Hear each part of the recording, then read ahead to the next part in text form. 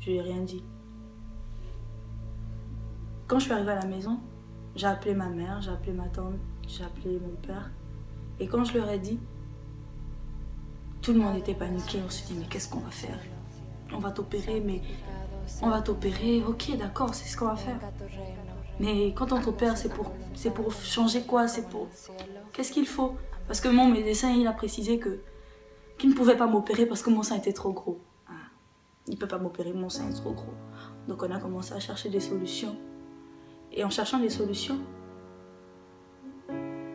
on est passé par des assurances au Gabon. Là, on est passé par plusieurs grands types. On a envoyé des courriers partout. Et là, on a entendu parler de l'association de la première dame. Ma grand-mère qui m'a parlé de ça. Et quand elle me parle de ça, elle m'avoue qu'elle aussi, elle est malade. Qu'elle souffre d'un cancer du sein. Et qu'elle va se faire opérer.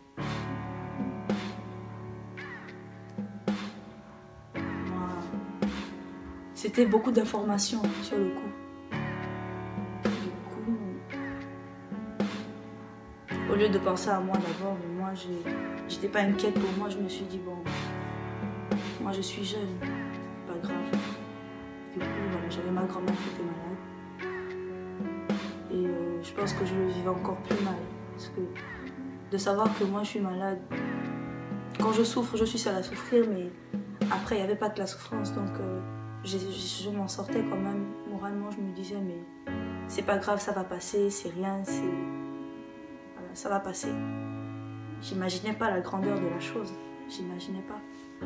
Et quand ma grand-mère m'a dit qu'elle était malade, j'ai essayé de savoir quelles mesures avaient été prises pour qu'elle s'en sorte. Et là, tout bêtement, elle me dit non, je vais juste suivre la chimio, on me donne les médicaments, mais on ne peut rien faire. On ne peut plus rien faire. Je dis, mais comment ça, on ne peut plus rien faire? On ne peut plus rien faire parce que tu as un stade, je sais pas, tu es en phase terminale, parce que non, on ne peut plus rien faire, on ne peut pas m'envoyer à l'étranger. Ici, qu'est-ce qu'on va faire? On va pas me donner les médicaments, machin, on ne peut pas m'envoyer à l'étranger. Pourquoi? Je suis vieille, tu veux qu'ils fassent quoi? Ils vont perdre leur temps, leur argent, Contrairement à mon grand-père qui, lui, était français. Donc, ça a été plus facile pour lui de partir et d'aller se faire traiter à l'étranger. Et pour couronner tout ça, mon médecin me dit, bah, écoutez, il y a déjà des malades chez toi. Ça m'entend. Il y a des malades. Donc, la seule chose à faire là, c'est de t'opérer juste pour apaiser un peu ta douleur, parce que tu peux rien faire. Je ne pouvais pas rester longtemps debout, tout ça. Tu peux rien faire. Donc, on va juste apaiser ta douleur en t'opérant.